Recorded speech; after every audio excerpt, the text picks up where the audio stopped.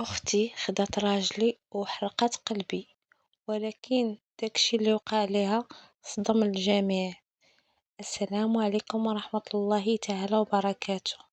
اللهم صل وسلم على سيدنا محمد عليه أفضل الصلاة والسلام. خوتي اللي عجبتكم القصة ما تنسوش لايك واشتراك وكومنتر يكون زوين.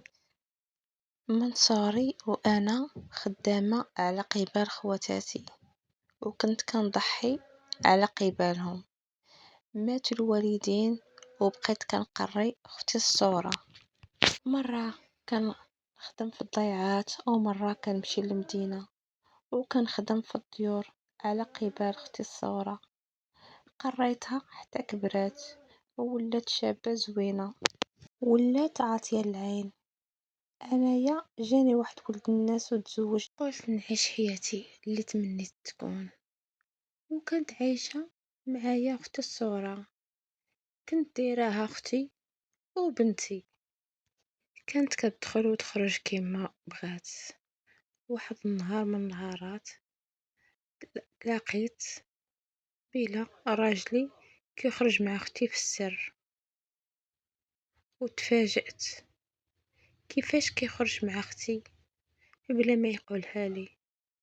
واختي الصغرى اللي درتها بنتي كيفاش كتخرج معاه وبلا ما قال. حرت وما عرفت كيفاش ندير. الصراحة ما عرفت باش تبليت، وكنقول لا يا عقلي فاش كتفكر، هاديك راه اختك وبنتك وانتي اللي مربياها، وهداك الزوج ديالك، يعني ما يمكنش داكشي اللي كيقول عقلي ما خاصنيش نصدقه. تسنيتهم حتى جاو وانا نعيط لاختي، قلت لها اختي بغيت نسولك علاش كتخرجي مع عمك بلا ما كتقوليها ليا؟ وتقول لي على هذاك عمي، هذاك راه ماشي عمي، وانا كنبغيه وكيبغيني وقريب نتزوجو. ما حشمتش مني وما عرفتش بلا هذيك اختها اللي ضحات عليها حتى كبراتها وجلستها معاها في الدار. بقيت كنشوف فيها شحال والدمعة في عينيا. قلت لها اختي اش كتقولي؟ قالت لي كما كتسمعي. جمعت حويجاتي وخرجت من ديك الدار. خرجت محطمة وبقاو كاع الجيران كيشفقوا عليا، واختي كتظن بلا هي ربحت كلشي. دازت سنوات ويجيني واحد ولد الناس وتزوج بيا، وعشت معاه حياة اللي ما عشتش مع راجلي الاول. عوضني على كل شيء، اما اختي ما عاشت العيشة اللي كانت كتمنى تعيشها، ولات ديما في المشاكل وفي الصداع.